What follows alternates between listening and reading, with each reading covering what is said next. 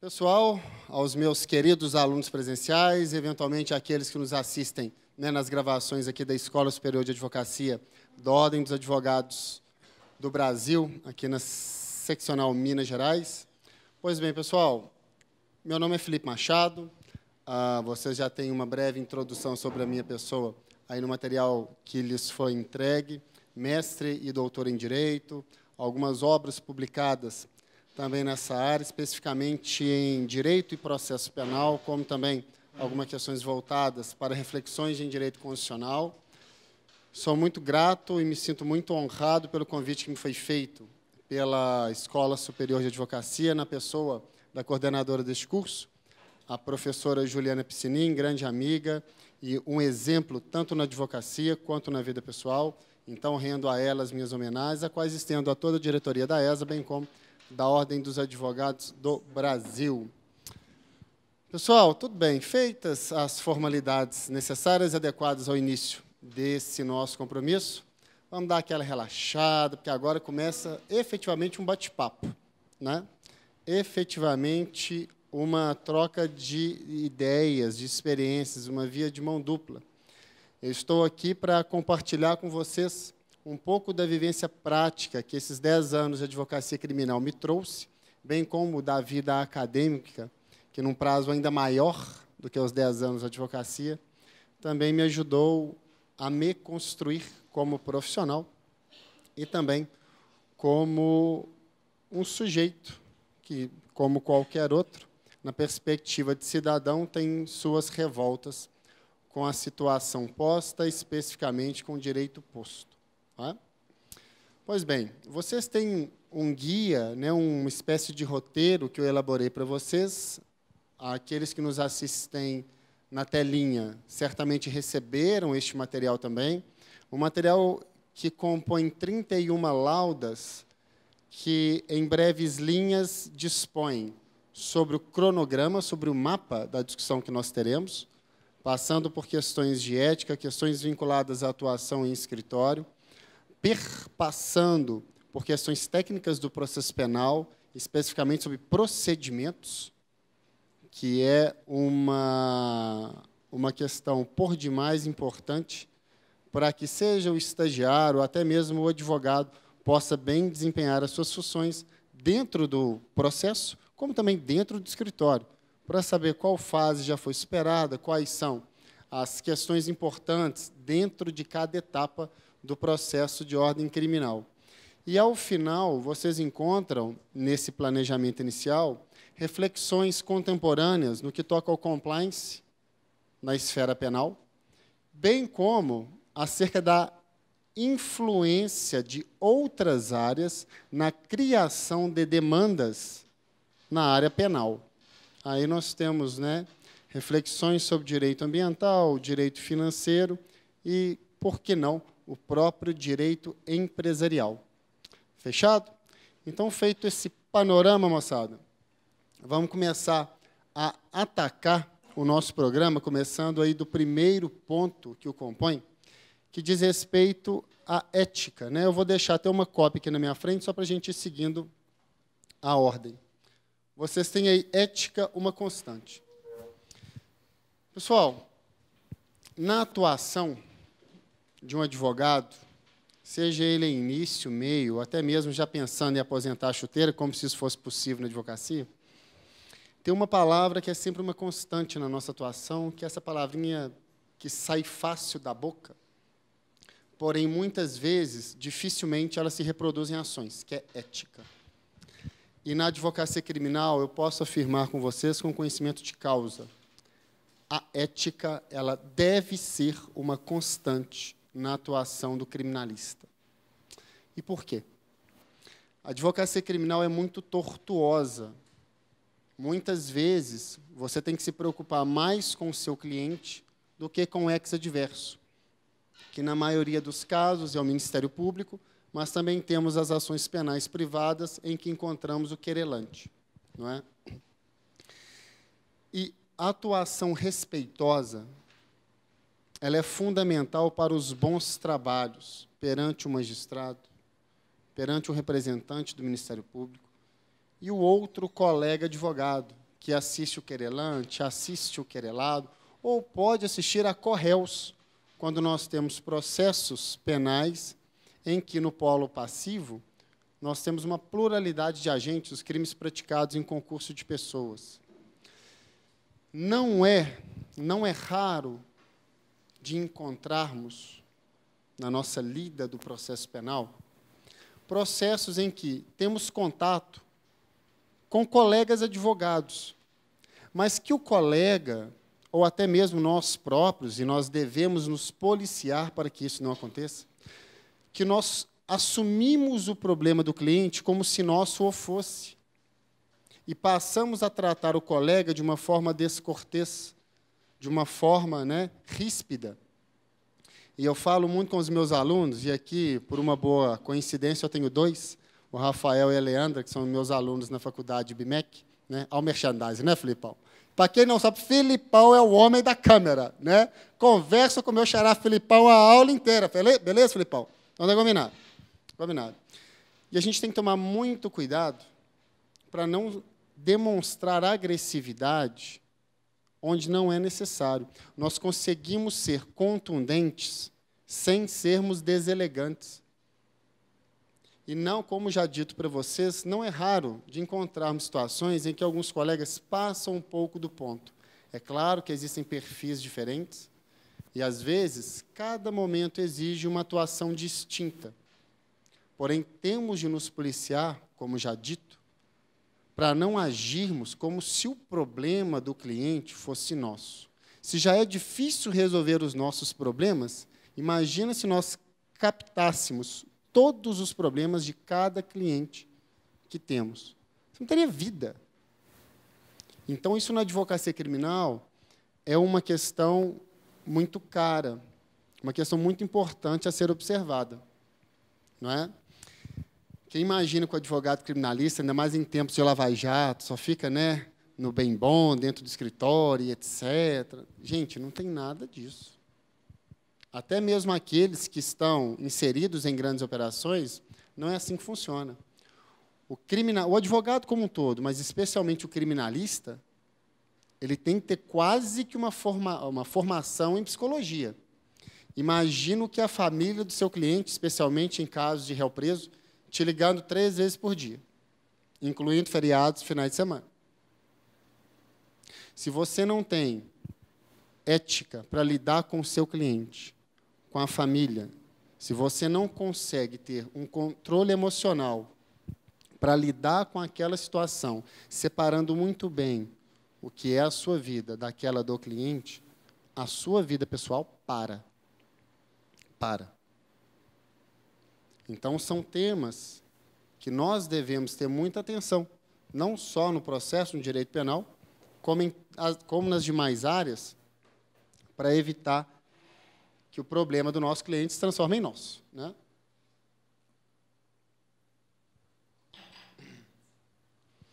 O processo penal não é incomum da pessoa pensar assim: vou guardar uma carta na manga para apresentar na audiência, surpreender meu ex-adverso e papapá. Isso é normal? É. Pode ser uma estratégia adequada? Pode. Contudo, devemos tomar cuidado que, muitas vezes, no intuito de levarmos vantagem, o que nós recebemos é uma efetiva desvantagem. E por que eu digo isso para vocês? O instituto comum hoje no processo penal é chamado de colaboração premiada. Colaboração premiada, previsto na Lei 12.850 de 2003, chamado comumente de delação premiada. Quem acha que aquilo só acontece no âmbito da Lava Jato, muito se engana. É o famoso efeito cascata. Isso hoje ocorre em todas as instâncias de jurisdição. Eu tenho processo, advogo muito para agentes políticos. Então, tem processo em diversas comarcas do interior de Minas. Santana da Vargem, talvez algumas que a gente nem saiba, vocês nem sabem que existam. Santana da Vargem, Visconde do Rio Branco, Pedra Azul, Cachoeira do Pajeú, entre outras. Pessoal, na grande maioria hoje, nós temos colaborações premiadas, na maioria. E por que eu destaquei esse ponto? Porque eu consigo vinculá-lo com a discussão da ética no processo penal, na atuação do advogado, né, na atuação do próprio estagiário. Por que eu friso estagiário aqui? Quem acha que no escritório de advocacia criminal, e a gente vai voltar nesse ponto daqui a pouco, o estagiário é uma peça de menor importância, muito pelo contrário. Muito pelo contrário. Eu brinco que advogado criminalista ele é vocacionado. Não que os demais não o sejam, mas é porque a advocacia criminal suga muita energia. A discussão, o direito fundamental tutelado no processo penal é a liberdade, é o direito de locomoção. Isso é muito caro para qualquer um de nós. Imagino que nenhum de vocês que estão aqui ou que nos assistem desejam permanecer 2 horas que sejam, 1 hora, sem poder dispor do próprio direito de ir, vir e permanecer. Em outras palavras, ninguém quer ficar nem 1 hora preso. Preso. Então, toda discussão que toca a liberdade individual, ela é muito difícil, porque os ânimos sempre estão lá em cima, à flor da pele. No direito penal, no processo penal, não existe nada para amanhã, tudo é para hoje, para não falar para ontem. O seu cliente te liga, é assim, doutor, já entrou com pedido? Doutor, e aí, já tem decisão? É desse jeito. E a cabeça dele está errada? Não está, não. Está, não. A cabeça dele está certa, porque é o direito de liberdade dele ou do ente querido dele que está sendo discutido. É a liberdade do cliente dele que está sendo cerceada no próprio gerúndio ou que está em vias de eu ser. Logo, tudo no processo penal é urgente. Tudo. O habeas corpus é para ontem. O pedido de revogação de prisão é para ontem. Não existe, estou analisando, te dou uma resposta em 5 dias. Não. Logo, dentro deste contexto, a equipe é importante, porque um advogado não dá conta. Não dá conta. E por isso eu digo para vocês que tem que ser vocacionado, porque a vocação não se dá quando o sujeito pega a carteira da ordem, não. A vocação vem da faculdade. O sujeito se descobre criminalista. Eu brinco com os meus alunos, né, falo isso até na sala dos professores com alguns colegas mais próximos, que nós identificamos as pedras brutas no primeiro período. No primeiro período. E você só vai dilapidando. Você vai dilapidando. Quando o sujeito chega nas cadeiras de processo penal, já tendo superada de direito penal, você já consegue olhar e falar assim, aquele tem jeito, aquele tem tino para direito penal. Tem uma predisposição, você identifica nele características de um agente que teria, né, no seu entender, um bom caminho na discussão de matérias criminais. E nessa lógica, quando você agrega este integrante que ainda nem se formou em direito, certamente, aprendendo com um pouco da experiência prática dentro do escritório, ele tem uma contribuição incisiva, uma contribuição consistente na elaboração de teses, na realização de audiências. Meu primeiro júri eu estava no 7º período. E não era júri de ficar sentado, não era júri de ir falar. Primeiro tribunal do júri aqui do lado. Né? Para quem não sabe, a sede da ESA, falo isso para aqueles que nos assistem pela telinha, a sede da Escola Superior de Advocacia está do lado do Fórum Lafayette, né?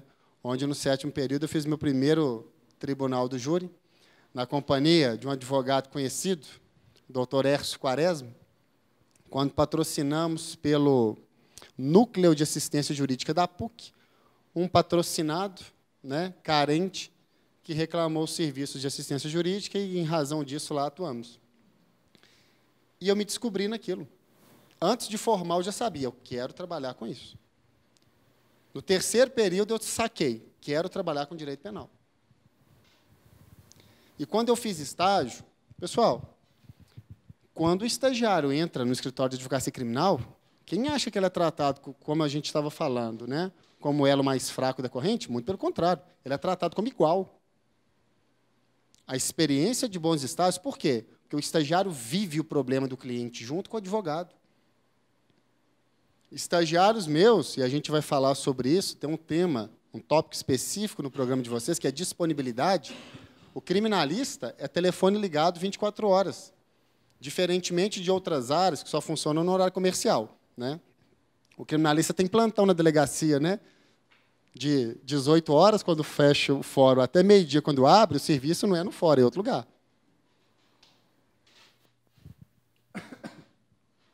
Pode até ser no fórum ou no tribunal, nas questões de emergência, né? Porque nós temos magistrados de plantão. Desculpa, gente. Mas a vida do criminalista não para. Seu telefone não pode ficar desligado. E o estagiário entra dentro disso. Quantas vezes eu já liguei para alguns estagiários meus de madrugada? Fulano, tudo bom? Tudo bom? Onde você está? Tal lugar. Estou precisando de você em tal lugar. Beleza. Meia hora.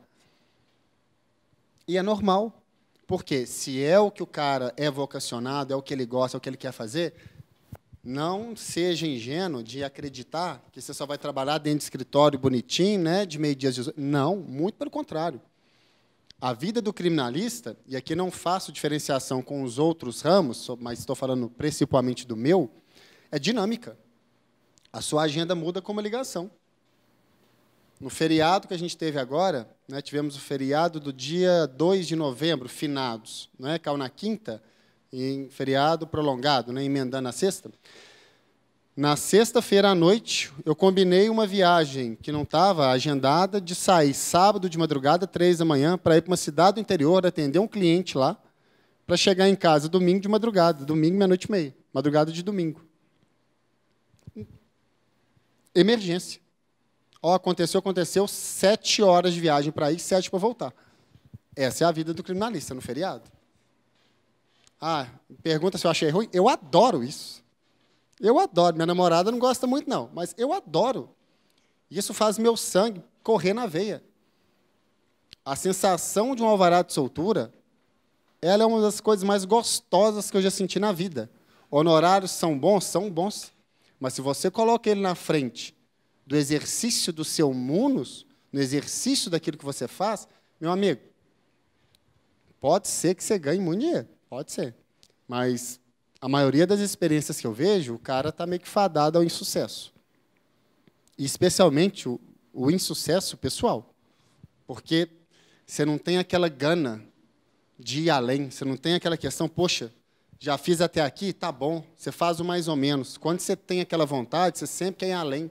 Além no conhecimento, além na sua atuação. E tenha certeza que essa vontade que você manifesta, ela é observada por muitas pessoas. O magistrado, o membro do Ministério Público, por mais, falando especificamente do MP, que ele possa ser um adversário, ele não é inimigo. Por mais que no âmbito de um processo, nós, advogados, enxerguemos no magistrado um adversário, que ele não deveria ser nem em termos teóricos, mas vamos pisar na prática, que a nossa questão aqui é falar da prática, muitas vezes nós olhamos para o magistrado e falamos assim, aquele ali é um promotor de toga. Mas, pessoal, voltamos àquele primeiro argumento. O trato com eles deve ser sempre ético. Por mais que você seja duro, por mais que você seja incisivo nas suas ideias, o faça sempre com elegância. Por quê? Porque aquele membro do Ministério Público, aquele magistrado, se você é contundente no seu argumento, mas respeitoso com a pessoa, ele passa a te respeitar. Se você é aquele cara que sai xingando todo mundo, acha que é o rei da balachita, ele vai simplesmente te criticar e vai achar que você está pagando de louco, com o perdão da expressão. Mas quando você é firme, elegante, ele te respeita. E te respeita tanto a ponto de te, inclusive, indicar clientes. O que eu já vi acontecer mais de uma vez. Porque você acha que as pessoas não pedem indicação para um colega, para um amigo, para um irmão que é magistrado? O juiz não tem família, não tem vida? Promotor do mesmo jeito? E são pessoas que muitas vezes te indicam clientes. Por quê? Porque admiram o seu trabalho. Porque verificaram em você um profissional o quê? Sério. Não é moleque. Não é moleque com o direito de terceiros. Porque nós, advogados, especialmente no âmbito criminal, somos meros instrumentos. Instrumentos que buscam sempre concretizar o quê? Direitos dos nossos constituintes. E, especificamente, como já colocamos aqui, um direito muito caro, que é a proteção da liberdade individual. Não é? Pessoal, dando um passo adiante, nós temos uma questão para a gente, hierarquia no processo penal. Né? que eu pensei em chamar a reflexão com vocês quando inseri esse tópico? Eu posso abordá-lo de várias formas. A primeira delas seria aquela que nós discutimos na faculdade, a ausência de hierarquia entre defensores, advogados, membros do Ministério Público e magistrados, não é? Não estudamos isso lá quando analisamos sujeitos processuais? Mas aqui a pegada que eu quero ter com vocês é diferente. Aqui o que eu quero trazer para vocês é a ausência de hierarquia na prática criminal. E nós teremos dois focos de análise, o escritório e o fórum. Fórum e tribunais. Vem aqui comigo. Pessoal, o criminalista ele tem que ser igual um camaleão. Ele tem que se adaptar ao ambiente em que ele está. Muitas vezes, as melhores e maiores informações não são fornecidas por aqueles que detêm os maiores cargos. Muita coisa acontece e quem tem a informação são aqueles que estão aonde? Lá embaixo. Felipe, seja mais específico nessa sua ideia. Pessoal, tratar todo mundo com educação é uma coisa que vem de berço. Mas muitas pessoas esquecem isso quando saem dele. E quando você tem uma atuação no direito penal, especialmente, você precisa sempre ter boas fontes de informação. E aqui, sem rodeios, sem meias palavras. Alguns colegas têm uma atuação mais, assim, talvez não de maldade, mas por formação. Já outros são mais comunicativos. E por mais que o direito e o processo penal reclame da gente, para além de integridade, mas que nós sejamos muito discretos, a discrição é uma característica própria, íncita à advocacia criminal, você ter uma rede de relacionamentos larga é um fator muito importante para o bom desenvolvimento da sua atividade. Para pensar comigo. Se você chega, né, dentro de determinada estrutura e tem amizade com todos, da secretária, da moça do cafezinho ao presidente, se você tem uma relação amistosa, você pode receber informações privilegiadas dos mais diversos âmbitos. Às vezes, é um comentário que a mocinha do café ouve que pode fazer a diferença em uma estratégia que você vai delimitar. Você pode imaginar essa relação de ausência de hierarquia, e aqui hierarquia, entrando de forma contundente no ponto, eu digo ela em relação a conhecimento. O conhecimento, ele não admite hierarquia. E eu comecei essa fala com vocês dizendo que aqui seria uma conversa, uma via de mão dupla. Por quê?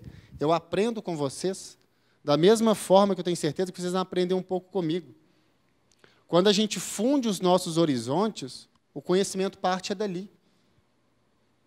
Tem uma palavrinha que a gente vai falar dela daqui a pouco, que é essa aqui, ó. Pessoal, não deem gargalhada, que meu caderno de caligrafia foi tomado muito cedo. Né? Garantismo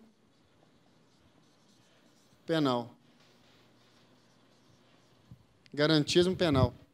Teoria do garantismo penal, que é uma proposta feita por um autor chamado Luigi Ferraioli, né, num livro chamado Direito e Razão, publicado na Itália, e que já está na doutrina brasileira há algumas décadas. Né? Um livro que passa muito. A ideia que eu extraio nesse momento dessa teoria do garantismo penal é a de que, hoje, o provimento jurisdicional, e aí eu estou falando dele, mas alargo isso para todas as outras searas, não deve ser imposto como um argumento de autoridade. O provimento jurisdicional, e mais uma vez, uma perspectiva mais ampla, ele deve ser sempre um ato de conhecimento, um ato construído, um ato coletivo, não um ato imposto por um sujeito solipsista, que seria o julgador, por um sujeito que se entende reunir todo o saber jurídico. Você acha que existe alguém assim, gente? Não tem. Não tem. E a gente vai voltar a falar sobre isso. Mas, nesse ponto específico de ausência de hierarquia, eu digo para vocês que o conhecimento ele não admite isso. Ele não admite imposição. O conhecimento ele é sempre construído, é uma construção permanente. Falando no processo penal, quando nós temos o trânsito em julgado de uma sentença penal condenatória, nós entendemos que aquela discussão findou-se, não é verdade? Que a partir dali, eu já posso falar que o sujeito é, inclusive, condenado. A presunção de inocência cessa em relação àquele fato julgado. Porém, eu pergunto para vocês, aquela sentença penal condenatória transitada em julgado, ela é um fato imutável? Uma vez que eu alcanço o trânsito em julgado da condenação, eu cheguei a uma verdade absoluta no tempo e no espaço? Não. E o próprio Código de Processo Penal me dá essa resposta, porque é lá que eu encontro a existência de uma ação autônoma de impugnação chamada revisão criminal, que é aquela que tem o condão de desconstituir a coisa julgada no processo penal, sempre em favor do réu, para o quê? Para reabrir a discussão, seja no que toca a matéria meritória ou até mesmo a nulidades absolutas, que se verifique após o trânsito em julgado, não é? E com isso, eu reafirmo o já dito. O conhecimento ele é construído, ele não é imposto. O conhecimento ele sempre pode ser o quê? Modificado, ele pode evoluir, e as próprias leis, Código de Processo Penal e o Código de Processo Civil, nos revelam isso. No âmbito dos escritórios, como já disse para vocês, todas as pessoas contribuem. É um comentário que faz, despretensioso muitas vezes, é uma informação singela que te dá, né? As secretárias dos tribunais. Pessoal, me conta uma coisa. Às vezes você está ligando lá para o gabinete querendo despachar com o desembargador. Ele nunca está lá. Se você tem, né, um bom contato com a secretária, o que ela pode te dar? Ô, doutor, está aqui sim. Isso é prática. Isso é saindo da teoria dos cursos de processo penal. Isso é a prática. Se você tem contato com um rapaz lá que serve o cafezinho, fala assim, ô, doutor, chegou aqui hoje nervoso. Você já sabe que talvez não seja um bom dia para despachar. Você pode voltar depois. Uma coisa que a gente já começa a falar agora é do próximo tópico do programa de vocês, que vai se vincular com todos os demais, que é a análise do processo penal a partir da teoria dos jogos. Felipe, você está trazendo a discussão de uma teoria voltada para a matemática, para a estatística, para o processo penal? Estou. Pessoal, o que é a teoria dos jogos? É uma teoria que visa maximizar os ganhos com menores custos, tendo por base que eu estou sempre lidando com sujeitos racionais, com agentes racionais. O que eu vou entender por agentes racionais? Aqueles que fazem uma análise de custo e benefício. Menores esforços, maiores ganhos. Isso é a teoria dos jogos. Trabalhar a teoria dos jogos no processo penal é imaginar um plano ideal. Defensor, acusado, membro do Ministério Público, atuariam no âmbito do processo penal buscando maiores ganhos com menores custos. Essa é a lógica. Só que, como nós brasileiros já estamos cansados de saber, nem tudo nesse país é lógico, não é verdade?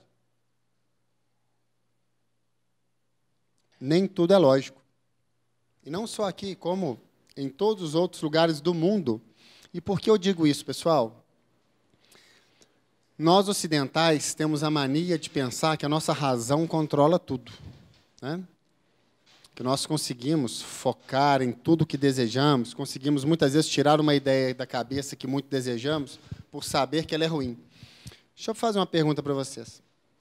Se nós fôssemos 100% razão, se nós conseguíssemos aplicar a teoria dos jogos 100% na nossa vida, ninguém tomaria refrigerante, não existiria pessoas obesas, ninguém usaria cigarro, porque, ora, se eu sei que cigarro faz mal, por que eu fumo? Se eu sei que refrigerante pode fazer mal para a saúde, por que eu bebo? Vocês estão percebendo que eu não usei cerveja, não, né? Cerveja eu pulo, né? Pessoal, nós não somos movidos integralmente pela razão. Nós não somos. E no processo penal, isso fica escancarado. Quer medir o grau evolutivo de uma sociedade, dá uma lida no Código de Processo Penal dela, que você vai ter uma boa noção, uma excelente noção. Quando a gente fala dessa perspectiva de teoria dos jogos, nós temos diversos movimentos no processo penal. Não é? Eu vou verificar qual a melhor forma de abordar o meu adversário. Dentro de um processo, uma excelente estratégia é estudar o seu adversário. Quem é aquele promotor? Qual a formação dele? Quem é o juiz? O árbitro da partida, fazendo uma analogia com o futebol, né? Quem é o árbitro da partida? O árbitro entende que essa conduta configura impedimento ou não? O árbitro, ele é aquele mais disciplinar, dá muito cartão ou não? Ele é um árbitro mais passivo que deixa o jogo seguir. Isso tudo é informação preciosa. Porém, muitos jogadores, em início de carreira, não têm esse cuidado. Cuidado de quê? De estudar o seu adversário e de, muitas vezes, analisar, de estudar o árbitro da partida, o juiz. Deixa eu fazer uma pergunta aqui para vocês. O mesmo Código de Processo Penal aplicado em Belo Horizonte é usado em Porto Alegre? É. É. O mesmo Código de Processo Penal daqui é usado em Recife? É o mesmo. Mas eu te pergunto, por que, por exemplo, vou pegar um artigo aleatório, o artigo 212 do Código de Processo Penal. Ele diz que, na inquirição de testemunhas, o primeiro a perguntar é aquele que arrolou a testemunha, o ex-adverso pergunta em segundo, e o juiz vai perguntar de forma complementar sobre pontos não esclarecidos. Alguma dúvida? Por que que, em Belo Horizonte, determinados magistrados cumprem a disposição do artigo, mas outros, seja em Belo Horizonte, em Porto Alegre ou Recife, não cumprem? Quando vão inquirir uma testemunha, quem começa perguntando é quem? O juiz. Por quê? Vocês conseguem jogar uma partida de xadrez, aqueles que sabem, com um cara que seja americano? Conseguem jogar com um japonês? Com um russo? Por que que conseguem? Porque as regras são as mesmas. Contudo, no processo penal, mesmo partindo do pressuposto que as regras são as mesmas, a sua aplicação pode ser distinta. Distinta. Bem-vindo à teoria dos jogos. Bem-vindo à teoria dos jogos. Nesse primeiro passo mais básico, o quê? Conhecer o seu adversário e conhecer o árbitro da partida. O seu adversário, muitas vezes, ele pode se valer de doping. O que eu estou chamando de doping? Prova ilícita. Nulidade no processo penal. Está ali a falta. A falta vai ser apitada ou não vai? Segue o jogo. Se a nulidade é relativa e aquele que sofreu a falta não grita, o que acontece? Preclui. Se a falta, né, ela configura uma nulidade absoluta, a jurisprudência dos tribunais hoje entendem que, se não for demonstrado efetivo prejuízo, também segue o jogo. Isso é o que diz a jurisprudência hoje do Supremo e, consequentemente, da hierarquia inferior no âmbito do Poder Judiciário. Então, pessoal, esse primeiro passo, essa visão que eu trago para vocês de análise do processo penal a partir da teoria dos jogos, ela é o que permeia a minha forma de enxergar o direito e, especialmente, o processo criminal. Não é? Os sujeitos que estão ali não são movidos 100% do tempo por questões racionais. Você acha que seria mais interessante despachar com o magistrado no início do expediente ou próximo ao horário do almoço? Quando está chegando perto do horário do almoço, o que o magistrado quer? Ó! Ainda mais se tem filho que almoça em casa, quer ir embora. Tem uma questão do Ulisses Guimarães, né? Quando ele faleceu, ainda era menino, então só conhecia a obra dele, a biografia dele, em livros e também em conversas com colegas. Mas, nas conversas que tive até então, me disseram que, no âmbito do Congresso Nacional, muitas vezes, se tinha uma votação importante, ele, que era o presidente, ele ia para a mesa diretora e ficava lá paradinho, não começava a sessão. Todo mundo lá pronto para começar e ele não começava, estático. E ele não contava por quê. Aí, né, já nos idos da sua idade, já bem mais velho, ele confidenciou isso para um colega, né, congressista também. Aí ele disse uma coisa: olha, quando vai chegando mais ou menos 8, 9 horas da noite, os congressistas mais novos, os deputados mais novos, querem ir encontrar a amante, ou as deputadas encontrar o amante, e os deputados mais velhos estão doidos para jantar e ver a novela. Então, o camarada pega e o quê? Vota rapidinho, sem ficar o quê? Com aqueles discursos intermináveis, sem ficar tentando fazer conchavos. O que é isso? Estratégia. Processo, especificamente o penal, exige estratégia. Quem entra num processo sem delimitar o que pode acontecer, tem grandes chances de insucesso. E não pense que essa estratégia ela é imutável, muito antes, pelo contrário. Vocês lembram da fala que no processo penal a pessoa tem que ser quase um camaleão? Quando começa o jogo, à medida que o seu adversário muda a formação, você tem que se adaptar. Cada ato que acontece no processo pode alterar toda a estratégia. Começou o processo. 6 réus. Crimes, por exemplo, organização criminosa, lavagem de dinheiro, peculato. 6 denunciados por esses 3 delitos. Começa a partida, você acredita que todos os 6 acusados vão jogar com o mesmo objetivo. Concorda comigo? Todos buscando a absolvição? Aí você tem uma surpresa. Um dos 6 aceitou um acordo de colaboração premiada.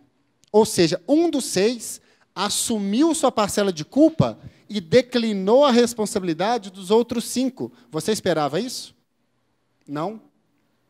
Você vai manter a sua estratégia ou vai adaptá-la à nova situação? Você é obrigado a mudar. Você encontra um cenário diverso. A testemunha que você mais tinha por importante na sua estratégia, chegou na hora de ser ouvida, falou o contrário. Seja porque, de fato, aconteceu fatos diversos, ou porque ela ficou tão nervosa que o seu adversário soube explorar essa fragilidade dela. Prova testemunhal é um perigo. É um perigo. E não porque a testemunha vá agir de má fé, não. Mas porque, muitas vezes, o descontrole emocional pode abrir um flanco para o seu adversário vir e extrair dela informações que são contrárias à tese que você defende. Sobre prova testemunhal, tem um caso interessante que aconteceu nos Estados Unidos. Isso tudo passa por dentro de estratégia. Por quê? Nós temos uma coisa íncita do ser humano. Alguns sabem lidar melhor com isso, outros não. Estagiários e advogados iniciantes têm uma certa dificuldade, outros já superaram isso, que é aquela questão de quando você verifica um bom caminho, você quer extrair dele tudo. Quando você se vê numa posição de vantagem no processo, você quer acabar com o seu adversário. Você quer ter o cara, sabe a famosa expressão chutar cachorro morto? No sistema anglo-saxão, no sistema americano, os crimes são julgados pelo tribunal do júri. Todos vocês já devem ter visto algum filme, não é? Em que revela o comportamento do júri nos Estados Unidos. Perfeito. Num caso envolvendo tráfico internacional de drogas, né, eu até publiquei isso na minha rede social, no Facebook à época, estava sendo investigado um traficante. O procurador público, membro do Ministério Público lá nos Estados Unidos, ele inquiriu uma testemunha-chave para a tese acusatória e perguntava assim para a testemunha: você já negociou, né, compra e venda de drogas com o fulano de tal? E falava o nome do sujeito. Ele: não sei quem é fulano. Aí o promotor, né, ficava: poxa, não é possível. Você tem certeza? Já vi foto? Não, não sei quem é fulano, não sei, não conheço esse nome. Ok. Era testemunha da acusação, quem questionou primeiro foi o procurador público. Perfeito. Na sequência, a palavra é dada a quem? Ao defensor. O defensor foi lá e inquiria a testemunha. O defensor estava em uma posição de vantagem? Estava. Porque uma das principais testemunhas da acusação disse não conhecer o acusado. Ok. Quando vai o defensor, ele vira: o senhor acabou de falar perante o júri que não conhece o fulano, o senhor confirma isso? Confirmo. Aí o advogado achando, né? O bam, bam, bam. Aí ele faz assim: então o senhor de fato está afirmando que não conhece o acusado? Apontou. A testemunha olhou: ah, não, calma. O senhor está falando daquele rapaz ali? O nome dele é esse? Ah, não, eu não sabia o nome dele, não, eu conheço ele pelo apelido de tal. Ou seja, quem fala demais, dá bom dia a cavalo. A prova já estava produzida, ele já tinha o que ele queria, ele foi tentar o quê? Fazer um teatro, tentar comover o jurado, e ele descartou uma excelente prova. A prova estava produzida, o que ele fez? Jogou no chão. Imagine que você tem um laudo pericial, crime de trânsito. Você tem um laudo que vem da polícia técnica atestando que tem marcas de frenagem, o que vai levar ao raciocínio de que antes da colisão, do abarroamento, houve uma tentativa de parar o veículo, ok? Você tem essa prova no laudo? Tem. O que o inocente me faz? Pede esclarecimento dos peritos. Aí faz um quesito lá. Você não sabe o que vai vir do perito, colega? Para quê? Se você já tem a informação técnica produzida, qual é a necessidade de você ouvir isso da boca de alguém? A prova já está consignada no documento, que é o laudo pericial. Você vê muito isso acontecer. Aí vem do perito, eu nem digo uma informação conflitante com essa questão da frenagem, mas, às vezes, em outro ponto, ele pode contrariar uma informação que era boa para você. Para que correr o risco? Para que correr o risco? Isso tudo passa por dentro da estratégia. Analisar o ônus e o bônus de cada evento que acontece no âmbito do processo penal. Processo penal. E como nós já falamos, pessoal, os agentes envolvidos no jogo não são 100% racionais. O que nos domina, por mais que a gente tenha dificuldade de aceitar, é o nosso inconsciente. O que nos domina é o inconsciente, são as nossas paixões. Sabe aquele namoro que você sabe que só te faz mal, mas você não consegue largar? Todo mundo já teve uma experiência dessa na vida. Você sabe que vai dar problema, para não falar coisa pior, mas você não consegue sair daquilo, como se fosse um vício, uma dependência. O sujeito viciado em álcool ou outra substância entorpecente sabe que faz mal, mas não consegue parar. E isso acontece com a gente o tempo inteiro. O tempo inteiro, o nosso inconsciente conversa conosco, nas nossas escolhas. Por que eu gosto mais de vermelho e não de azul? Ele sempre opera por detrás daquilo que nós entendemos ser decisões racionais. Por que eu trago isso para vocês? Dentro do processo, isso acontece o tempo todo. Isso acontece o tempo todo. As preferências do magistrado aparecem. Por que tem juiz que, na decisão dele, ele cita texto da Bíblia, já outros não o fazem? Por quê? Porque ele tem uma formação diferente, porque o inconsciente dele conversa de forma diversa.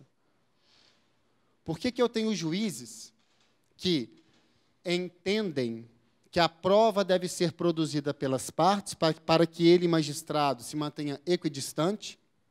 Já outros magistrados são autênticos investigadores. Eles vão atrás da prova, eles buscam a produção da prova. Por quê?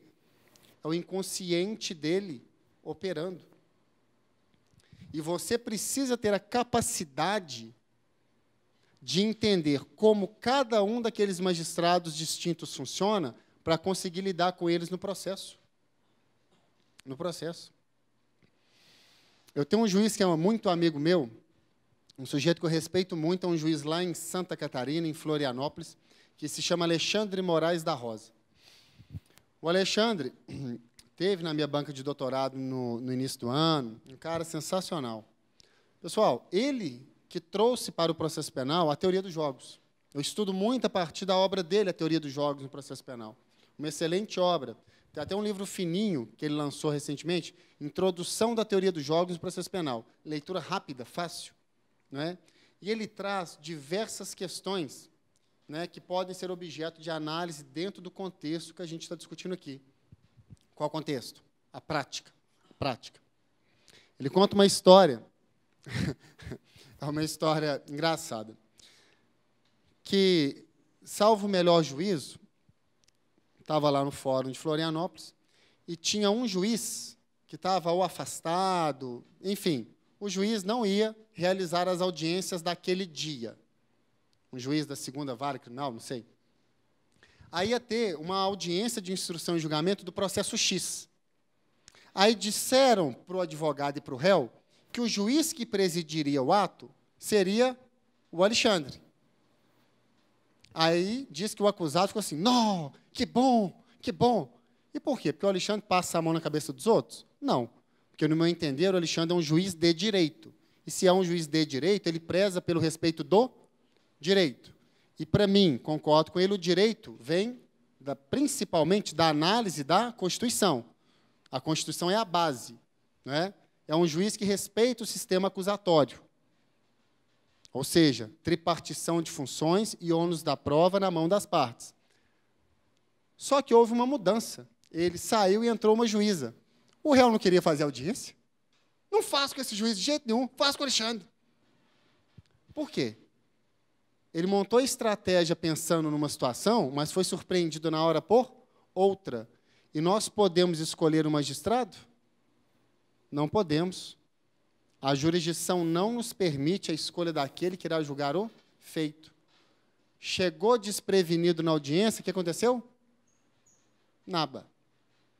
Fez a audiência com outro magistrado, porque não tem essa questão de escolher o membro do Poder Judiciário que vai julgar o feito. Não é verdade? Pois bem, pessoal, tudo isso para a gente, né, construir essas situações de teoria dos jogos no âmbito do processo penal, para a gente verificar o quanto isso é, hoje, na minha visão, essencial para o bom desempenho de qualquer agente em qualquer via processual, especialmente no processo penal. Processo penal, com perdão da expressão, não é lugar para amador, de forma alguma. Tem que começar? Tem. Todos nós temos. Então, para começar, que você comece sabendo muito bem, com o bem jurídico, com o direito fundamental que você está lidando, que é um direito fundamental muito caro, que é a liberdade de alguém, e saiba que, muitas vezes, o verdadeiro discurso é o oculto que se esconde por trás do que se diz. Felipe, que filosofia é essa? Pessoal, muitas vezes a mensagem a ser dita é aquela que se omite por detrás de um discurso falso, de um discurso falacioso. No processo, especificamente no penal, muitas vezes você mantém a análise em determinado ponto do processo, você mantém o foco em determinado ponto, para que o seu adversário, você tenta induzir o seu adversário a erro, e, obviamente, ele faz o mesmo em relação a você. Você faz ele pensar que você está focado nisso, mas, na verdade, você tenta manter a visão dele aqui, porque a sua principal tese está aqui. Ó. E você não quer que ele se dê conta disso, para que você use ela posteriormente e pegue ele desprevenido. Isso é muito comum de se acontecer. Eu estou trabalhando a questão da negativa de autoria, mas a minha tese principal é um erro de tipo, que está lá, que está escondido lá atrás. Só vou apresentar isso nas alegações finais. Por quê? Quem fala por último no processo penal? A defesa. A defesa. Então, são N situações que essa perspectiva de teoria dos jogos torna um pouco mais fácil de se ver, mas também revela o tão mais complexo é um processo jurisdicional.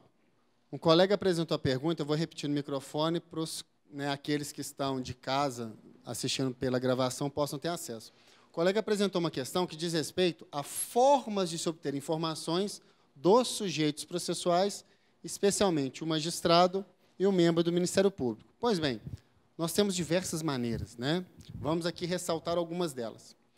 Não tenham dúvidas de que em processos mais sofisticados, e o que eu estou chamando de sofisticado aqui são aqueles processos que reclamam maior clamor público. Imagina no âmbito de uma operação Lava-Jato.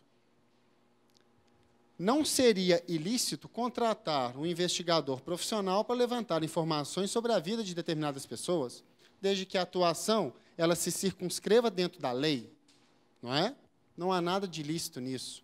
Você pode fazer uma pesquisa pela biografia daquele sujeito processual, onde estudou, quais associações ele integra, ele já publicou artigo, já publicou livro? Qual a ideia ele defendeu no artigo? Qual ideia ele defendeu no livro? Redes sociais ele tem? O que ele publica? São formas de você obter informações acerca daquele sujeito. Não é? Ele é um sujeito mais expansivo, mais retraído, não é? Publica muitas fotos viajando. São formas de quê? De tentar obter informações. É claro que, muitas vezes, nós temos perfis mais discretos. Então, o sujeito nem rede social tem. Aí a gente vai obter informações de outras formas. Vamos buscar artigo que ele publicou, como já dito aqui antes. São algumas formas, né, singelas de se obter informações sobre esses sujeitos. Pegar as próprias decisões que ele já proferiu em casos semelhantes para avaliar a cadeia decisória dele sobre aquele ponto. Pensem comigo. Por mais que o magistrado busque a imparcialidade, e a imparcialidade, no meu entender, diz respeito à ausência de causas de impedimento, suspeição e incompatibilidade. O magistrado pode ser, né, isento dessas três causas que geram uma presunção de parcialidade. Mas eu questiono para vocês, existe alguma pessoa neutra no mundo?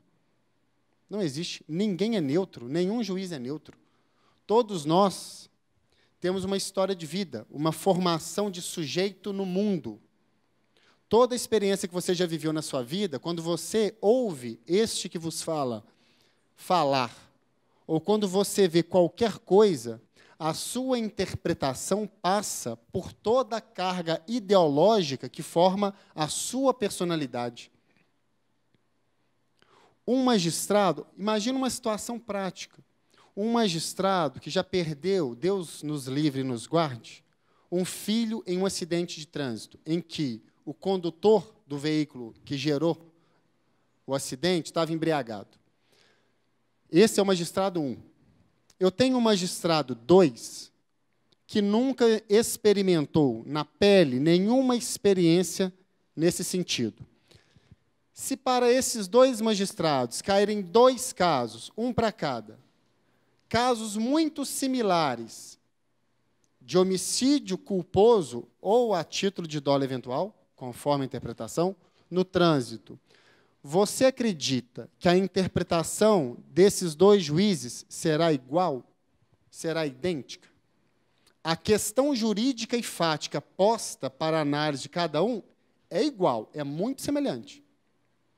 Mas a carga valorativa que cada um vai depositar naquele processo é diversa. Por quê? Porque o juiz é um ser humano. E quando ele lê aquele caso, a identificação é imediata, por mais preparado que ele seja. Ele já viveu aquilo na pele. Quando ele imaginar no pai daquele sujeito que morreu naquele processo, ele sabe qual é a sensação. Porque ele já experimentou. O outro não experimentou. Ele vai imaginar que é uma situação ruim, claro que vai.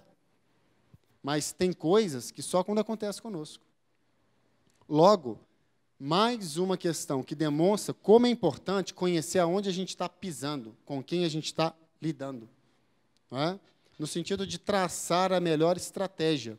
Se eu encontro um magistrado muito ligado a questões religiosas, o próprio linguajar com ele, ou a própria redação das peças, pode sofrer alteração.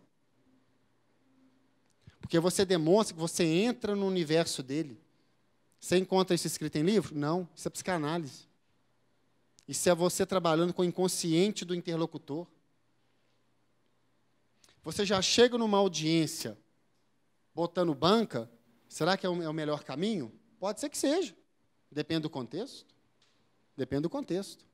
O que eu estou trabalhando com vocês é a necessidade de avaliarmos o contexto, traçamos a estratégia, mas, como já dito, a cada etapa temos que reavaliá-la para verificar se a gente precisa adaptar alguma coisa, se o cenário mudou, se a atuação que eu pensei que era mais adequada sofreu alguma mudança. Se agora eu preciso ser o quê? Mais agressivo, menos agressivo, se aquele corréu me ajuda, me atrapalha, se eu preciso me aproximar daquela defesa ou me distanciar, tudo isso é estratégia. Imagina que você advoga para um ex-prefeito, a esposa e um ex-secretário. É interessante você advogar para os três? Pode não ser. Muitas vezes o ideal é pegar o chefe do executivo, e poderia ser qualquer outra situação, empresário que seja, e cada um ter um advogado singular.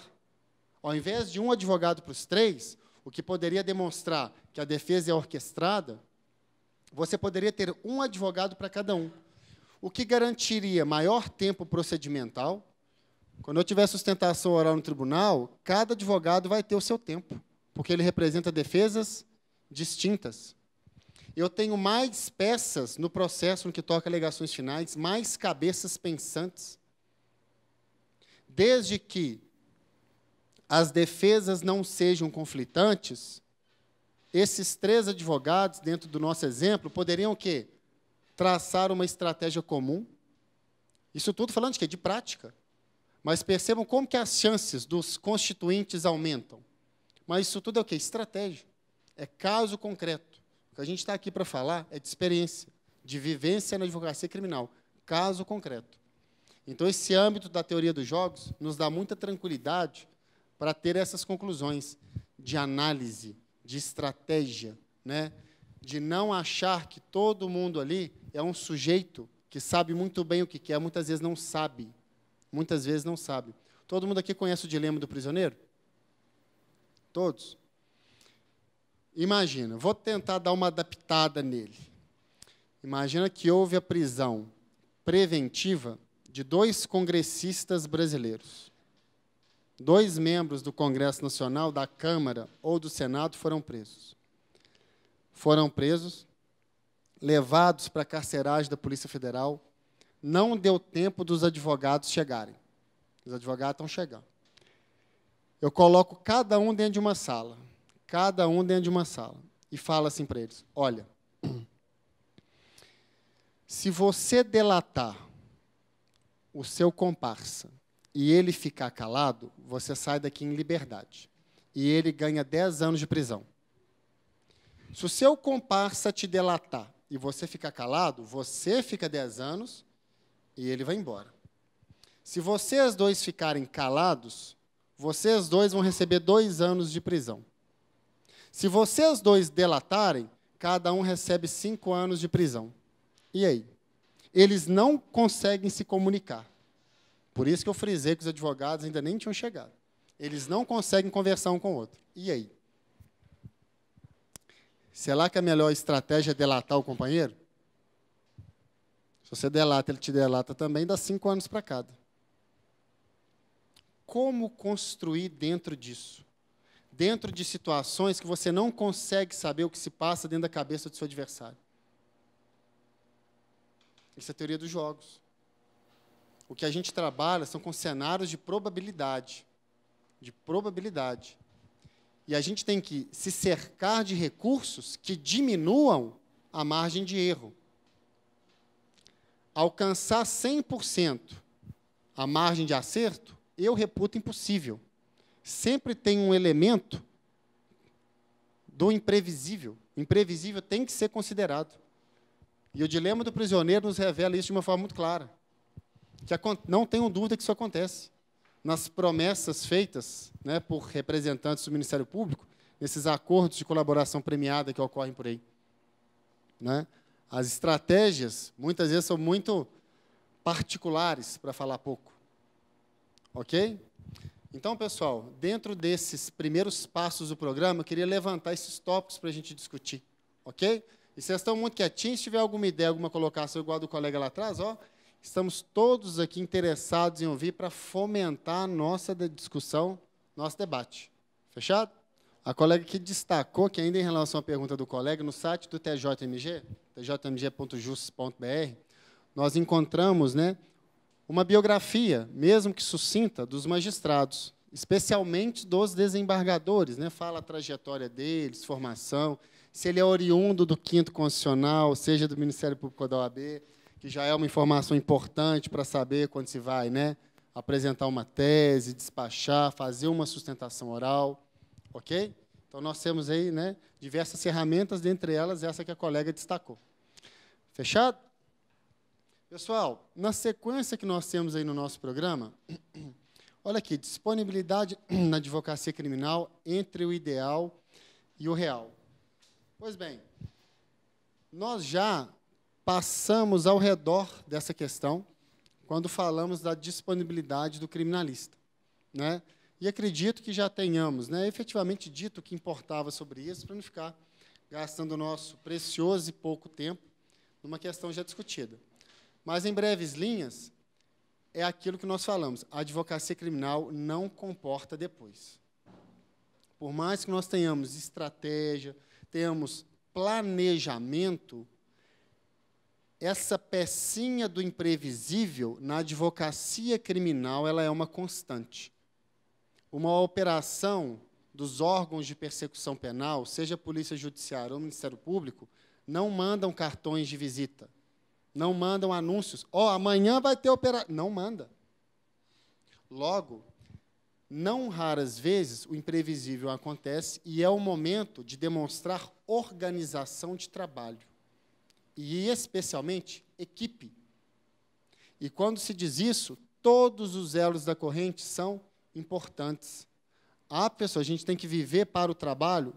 Não. Alguns escolhem esse caminho, eu respeito, mas não vejo dessa forma.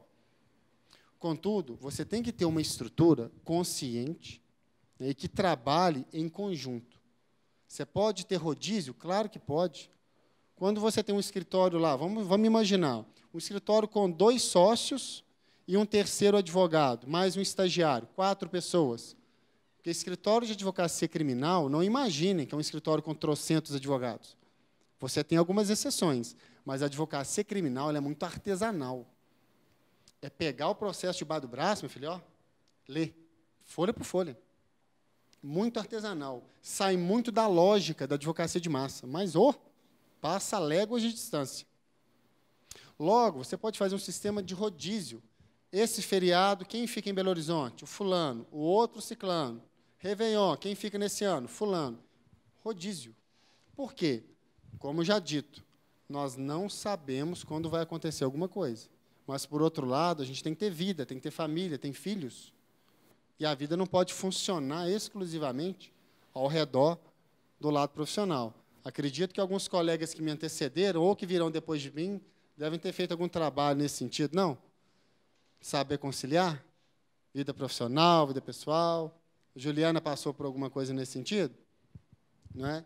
E a gente tem que tomar muito cuidado, porque, pessoal, a advocacia é igual cachaça, vicia. E suga. E suga. Hoje eu levantei às 8, não é mentira, levantei às 8. Antes de ir no banheiro fazer xixi, eu fui na minha casa e liguei o computador. Eu fui lá e liguei o computador. Depois eu fui no banheiro, tomei banho, escovei dente, comi alguma coisa. Primeira coisa, liguei o computador. Liguei, deixei os e-mails baixando. Sentei no computador em casa, trabalhei de manhã de casa. Por quê? Porque eu tenho acesso remoto ao servidor, habeas corpus, fazendo habeas corpus, memorial para o tribunal, já saí de casa direto para o tribunal, fiquei a tarde toda no Tribunal de Justiça, saí de lá, passei no escritório, imprimi o programa de vocês e vim para cá. Fico aqui com vocês até 10h30. O que eu fiz durante o dia de hoje, da data de hoje, dia 7 de novembro de 2017, para mim? Para o Felipe, não o profissional, o pessoal. Nada. É uma escolha minha? É uma escolha minha. Estou feliz com ela? Estou.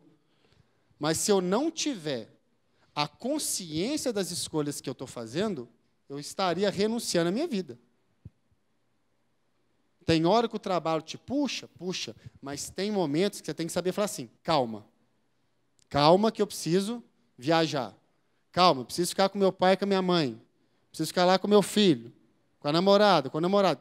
Se você não tiver a clareza de fazer isso, você não tem vida. A gente acha que isso acontece com os outros. Aí, meu amigo, sabe aquela história que você começa a namorar a casa e um músculo seu começa a crescer? É aquilo mesmo. Só que o problema não é só o músculo, não. O músculo cresce, né? A telha cai, começa a ter problema aqui de coração. Meu amigo, e aí? Do que valeu se dedicar integralmente para ver sua vida passar, sua saúde se esvair? Eu estou compartilhando isso com vocês, que é uma preocupação minha, porque se deixar, eu vivo para o trabalho. Eu tenho 3 alunos aqui agora, chegou ali o Marcelão, meu aluno lá no IBMEC. Cara, pergunta para eles depois, quando eu não estiver dando aula para vocês, né, para eles não ficarem falando, nananã. Chegou um trator para trabalhar, vai dar aula, tem dia que tem audiência em algum lugar, não dá para dar aula, remarca a reposição para outro dia, e não para. E não reclama. Por quê? Porque você gosta. Mas temos de ter, como já dito, e finalizo esse tópico nessa frase, de ter a clareza, a sensibilidade de concluir que a vida não é só trabalho. Que a advocacia criminal, gente, não é mentira. O negócio te prende de um jeito que você não imagina. Eu só tenho lido literatura vinculada a direito penal e processo penal. Não li mais nada. Mais nada. Ouço lá o jornal, vejo o jornal televisivo, mas não li mais nada. Só isso. Por quê? Tudo que gira em torno disso, que agrega conhecimento, me causa o quê? Curiosidade. Mas aí você perde a visão do todo. E isso muitas vezes não é bom. É uma autocrítica que eu faço. E compartilho ela com vocês. Não é porque tem mestrado, doutorado, que é um ET. Longe disso. Enfrento os mesmos problemas do cotidiano que todos vocês. E aprendo todo dia, como todos vocês. Né? E isso é uma coisa que eu busco para mim. Tentar me afastar um pouco do direito penal, do processo penal, para ter um conhecimento mais amplo. E isso já faz um vínculo com o último tópico do programa de vocês. Vocês podem verificar aí que tem a influência dos outros ramos do direito na criação, na geração de demandas criminais. Então, como que eu vou conseguir, por exemplo, trabalhar no âmbito de um delito ambiental se eu não tenho, nem que seja, noções básicas de direito ambiental? Como que eu vou trabalhar no tocante a um trabalho de compliance, de governança, um trabalho de gestão de riscos no âmbito de um grupo empresarial, se eu não tenho a mínima ideia de como funciona esse grupo, das noções básicas de direito empresarial, você não consegue entrar. Se você não tem um conhecimento interdisciplinar, você não tem acesso àquele nicho de mercado, que tem se demonstrado, essa perspectiva do criminal compliance, uma coisa cada vez mais atrativa para nós criminalistas, a gestão de riscos. Né? Não quero aprofundar muito nesse tema, não, porque é a nossa cereja do bolo lá no final. Fechado? Mas dentro daquilo que a gente estava abordando, começamos falando da disponibilidade na advocacia entre o ideal e o real, é justamente para chegar a essas conclusões. O ideal, na perspectiva do cliente, é ter um criminalista, né, 24 horas do lado. E muitas vezes funciona assim. Tem momentos que a gente se sacrifica. Mas, pessoal, não percam de vista vida pessoal, porque ao invés de um problema que é do cliente, você acaba pegando ele para você junto com os seus pessoais, e a máquina nem sempre funciona bem nesse sentido. Fechado? Coisa boa. Dito isso, a gente alcança aqui dos procedimentos no processo penal, do procedimento comum, do procedimento especial. Agora a coisa começa a ficar melhor do que já estava. Turma, aqui a gente vai revisitar, e eu estou colocando aqui só na minha frente para a gente ir seguindo as etapas, a gente vai revisitar algumas questões lá da graduação, só que isso aqui não é aula de graduação, não. Isso aqui é uma conversa nossa sobre prática. Mas a gente vai começar a discutir coisas práticas dentro de um procedimento criminal, aonde a atuação do advogado deve refletir sobre determinado ponto, aonde eu tenho o ingresso do estagiário na contribuição da estratégia para chegar no objetivo que, em regra, é a absolvição, mas necessariamente o será? Se eu tenho um caso que é batom na cueca, eu vou trabalhar para atenuar o dano, porque a absolvição, infelizmente, é difícil. Ou então trabalhar teses que buscam a extinção da punibilidade, como, por exemplo, a própria prescrição. Muitas vezes, né, não sejamos ingênuos, a tese que você visualiza no início do processo é o quê? Prescrição. E você sabe que a confissão espontânea no direito penal ela é uma circunstância atenuante, atenua a pena.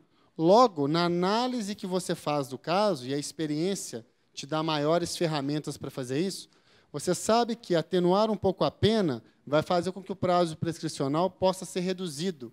Aí, dentro dos lapsos temporais daquele processo, facilita que você possa obter êxito, não na absolvição, mas na extinção da punibilidade pela prescrição.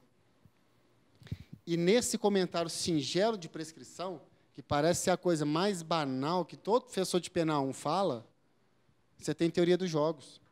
Por quê? Porque você está analisando estratégia, você está criando estratégia.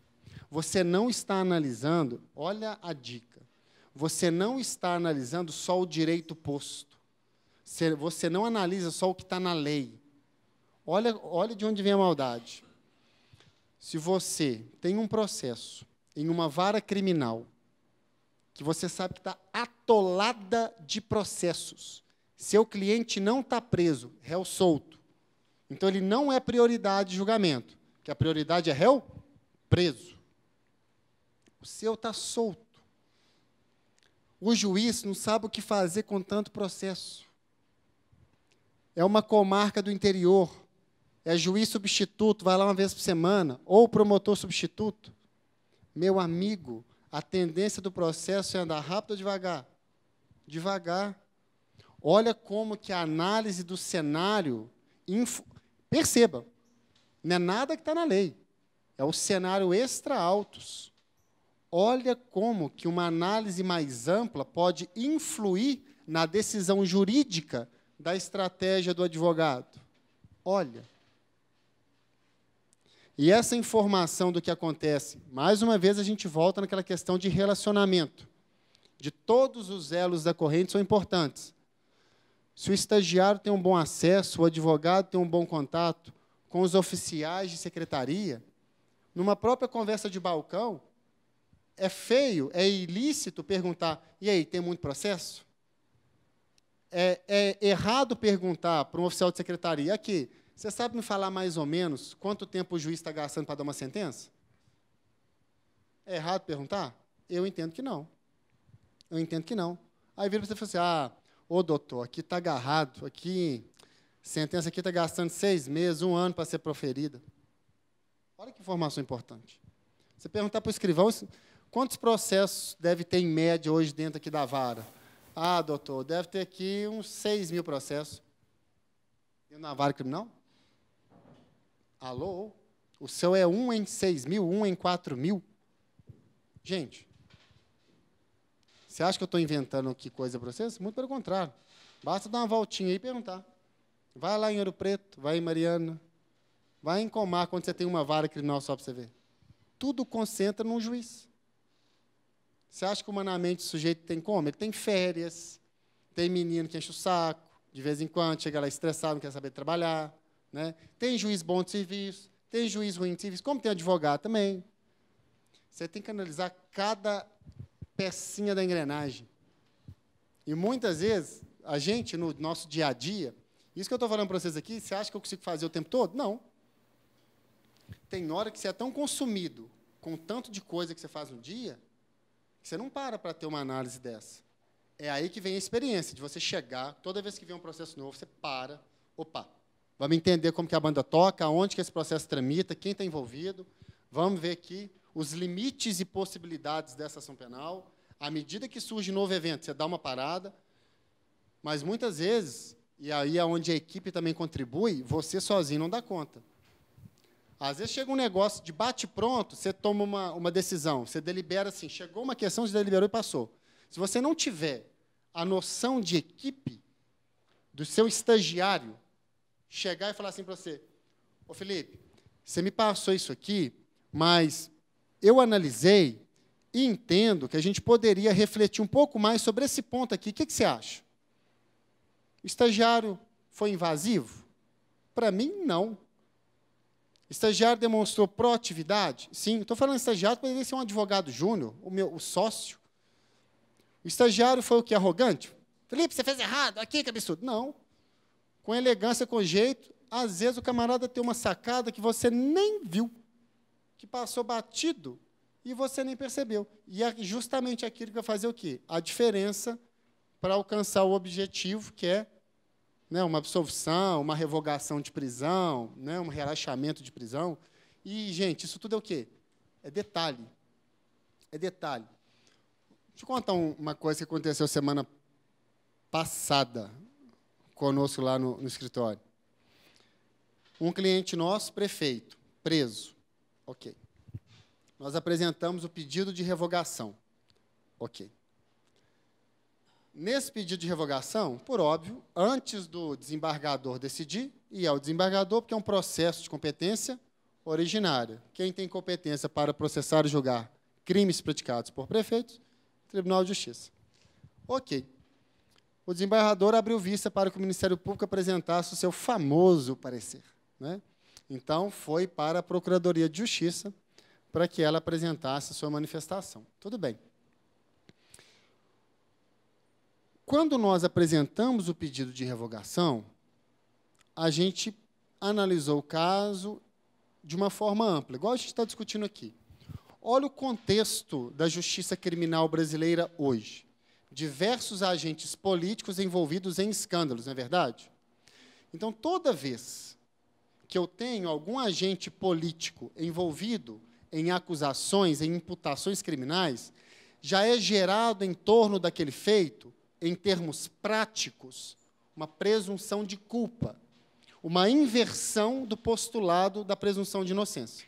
Ok? Aí você para pensar.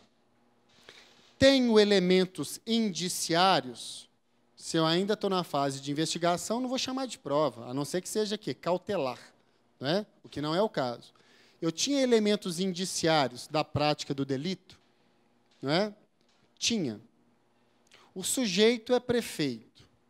Se eu chegar simplesmente pedir a revogação, a probabilidade de êxito diminui. Só que, em termos de processo penal, nós sabemos aqui que hoje existem medidas cautelares pessoais diversas da prisão, especialmente aquelas previstas no artigo 319 e 320, ambos do CPP. Não é? Nós não pedimos a revogação pura e simples, nós pedimos a conversão nas medidas alternativas à prisão. Entendendo que a prisão, como de fato, pela Constituição, ou é a última ratio, a última instância, a última medida do sistema cautelar no processo penal, o que, inclusive, compõe um comando expresso lá no artigo 282, parágrafo 6º, né, do Código de Processo Penal. Pois bem, foi no Ministério Público. Quando a gente apresentou o pedido, a gente sugeriu essas medidas. Como eu disse para vocês, pedimos não a revogação, mas a conversão. E nós tomamos a liberdade com aquele jogo de cintura. Mesmo sabendo, né, da autoridade de jurisdição, né, de Vossa Excelência, a defesa toma a liberdade de sugerir algumas medidas que ela entende adequadas ao caso, o que não impossibilita, o que não veda, que Vossa Excelência possa acrescentar outras, conforme o seu juízo de adequação. Beleza. Eu já dou a dica em quais medidas eu entendo interessante. Dentre elas, qual que você coloca lá? Se os crimes são relacionados ao exercício do mandato, se o prefeito que está sendo investigado, ele é investigado por crimes que se vinculam ao exercício do mandato, talvez a prisão não seja a medida mais adequada, mas você pode sugerir que ele seja o quê? Afastado, temporariamente do cargo, enquanto perdurar a investigação. E assim fizemos. Foi no MP, volta com o parecer do MP, sem falar sobre a prisão. O Ministério Público, a Procuradoria devolveu com parecer que não falava da prisão. Não falava da prisão. Mas sugeria a aplicação do afastamento do cargo, que é uma medida prevista no inciso 6º do 319, afastamento do cargo ou função pública, não é? Voltou para o desembargador com esse parecer. Nós tivemos acesso ao parecer, fomos despachar com o desembargador. Que estratégia que a gente usou? Se o MP não falou da prisão e pediu a aplicação de uma medida alternativa à própria prisão preventiva, é porque, implicitamente, ele já anuiu que a prisão não é mais necessária, concordando que seria adequado uma medida que lhe é diversa, que é o afastamento da função pública. Mas tudo isso dentro de quê? De uma estratégia inicial que mudou a partir da movimentação do Ministério Público. Aí olha como que tudo vai mudando conforme a situação. O desembargador revogou a prisão? Revogou. E impôs diversas cautelares, diversas, muitas. O artigo 319 tem 9 cautelares. O desembargador impôs 6. Ele só não impôs fiança, monitoramento eletrônico, porque na comarca desse prefeito não tem o sistema, e uma outra que eu não vou lembrar. Se são 9, foram 6, né? Tem uma que eu não estou lembrando. Só que todas essas medidas, ele falou assim, que essa medida seja imposta enquanto perdurar a investigação. Porque ele fala, que essa medida que perdura enquanto durar a investigação. Que essa medida perdura porque é de interesse da investigação. Bacana. Olha um detalhe que eu não contei para vocês. Quando o Ministério Público devolveu o processo com parecer, no mesmo ato, ele ofereceu a denúncia. Ele ofereceu a denúncia. Se o Ministério Público ofereceu a denúncia, é porque ele entende que a investigação já se encerrou, porque ele formou a opinião delicti dele, a opinião sobre o delito, tanto que ofereceu a denúncia. Se ofereceu a denúncia, encerrou a fase investigatória. O que é que eu vou fazer na sequência? Vamos analisar o quadro. Vamos analisar o quadro. É a hora que o afobado atravessa uma petição do desembargador. Na hora, assim, desembargador, acabou a investigação, logo revogue-se todas as medidas, não estão mais vigentes. Você tem que ter calma. O desembargador acabou de revogar a prisão preventiva. Acabou. Tecnicamente, você teria fundamento para pedir a revogação das cautelares diversas da prisão? Tecnicamente, teria. Você estaria certo em termos técnicos. Mas, na prática, seria uma decisão estrategicamente mais adequada? É o que você tem que pensar. É o que você tem que pensar. Na minha compreensão, que eu não vou chamar de certo ou errada, mas é o que eu entendo por adequado, pode ser diferente de vocês, eu daria um tempinho. Eu não provocaria o desembargador de imediato, porque eu entenderia que a possibilidade de tomar um não seria muito contundente, muito provável. Esperaria, não é muito tempo, por óbvio, mas um pequeno período de tempo para provocá-lo novamente sobre a mesma matéria. Qual matéria? Revogação de medidas cautelares. Isso tudo a partir da análise de quem é o desembargador. Se fosse um desembargador técnico, eu poderia ingressar de imediato, o que não é o caso, mas por óbvio, né, por delicadeza. Não vou citar nomes, por ética profissional. Mas, no caso, analisando os sujeitos processuais envolvidos, é melhor dar um tempo. Dar um tempinho para apresentar esse pedido. Isso tudo, como vocês já ouviram mais de 10 vezes da minha boca, é visto a partir de teoria dos jogos. Porque eu sei que se eu provocar lá agora, não vai ser muitas vezes a razão que vai manifestar, mas o inconsciente. O inconsciente de um sujeito que já viveu muito e tem uma perspectiva de mundo que vai entender que, opa, acabei de revogar a prisão dele, não. Deixa ele sujeito a essas medidas mais um tempo, para ver se ele vai se comportar. Isso tudo análise das regras do jogo, dos jogadores e do árbitro que funciona nesse jogo. Fechado? Deixa eu ver as horas aqui. Nós temos que dar um intervalo daqui a pouquinho, Felipão. Felipão que manda na coisa aqui. Ó. Beleza. Amados, falando um pouco aqui de procedimentos, então, como a gente só tem 10 minutos antes de dar o break, Vou falar uma coisa mais genérica para a gente ser mais específico quando retornarmos. A gente vai bater mais em umas questões pontuais. Vamos lá. Processo penal, nós temos 2 procedimentos, em regra. Procedimento comum, procedimento especial.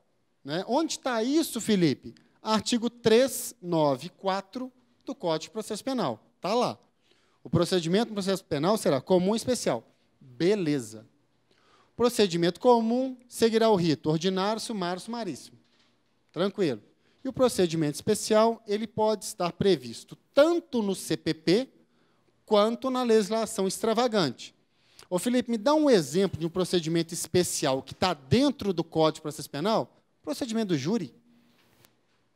Procedimento dos crimes contra a honra.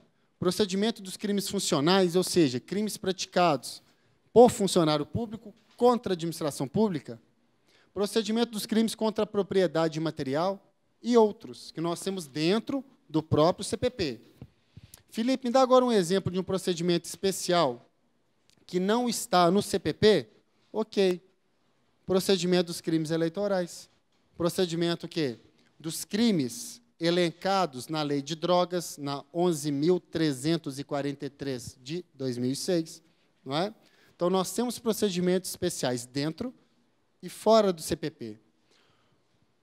Em termos práticos, falando de prática, a maioria dos procedimentos especiais, a maioria deles, se assemelha muito ao procedimento comum ordinário. Vai ter uma mudançazinha aqui e acolá? Vai. Claro que vai. Senão, não seria especial. Mas o grosso, até o procedimento do júri, na parte da fase sumária, é muito parecido com o procedimento comum ordinário. Então, se a gente atacar aqui umas questões práticas do procedimento ordinário, né, a gente vai acabar por refletir sobre todos os procedimentos. No material que eu franqueei para vocês, vocês encontram um quadrinho com todas as fases do procedimento ordinário. E depois tem outro quadrinho com as fases do procedimento sumaríssimo. Pô, Felipe, se você colocou o ordinário e o sumaríssimo, por que você não colocou o sumário, cara? Pelo seguinte, o sumário é muito próximo ao ordinário, muito próximo. Eu coloquei o sumário para vocês? Uai, se eu coloquei, então, estou ficando doido. Então, reformulando, vocês têm o ordinário, o sumário e o sumaríssimo, não é isso? Então, vocês têm os 3, vocês estão melhor do que eu imaginava. Estão melhor do que eu imaginava. Mas eu não coloquei muita coisa no sumário, não é verdade? No ordinário tem um tanto de informação embaixo. No sumário, não, né? Ah, não, então é isso. Porque eu lembro que eu dei uma recalchutada em um lá, dei uma resumida. Por que eu fiz isso? Porque o sumário ele é quase que cópia do ordinário. Vai mudar poucos detalhes que eu vou chamar a atenção de vocês. O sumaríssimo, que é o da Lei 9.099, ele é muito diferente. Ele é muito diferente. Por isso que ele, além do quadro, tem um tanto de informação embaixo. Fechado? Então, tá bom. Pessoal, ô Filipão, eu consigo matar agora? Antecipar um pouco o intervalo? Porque eu já quero voltar com a turma no ordinário, fazendo as fases.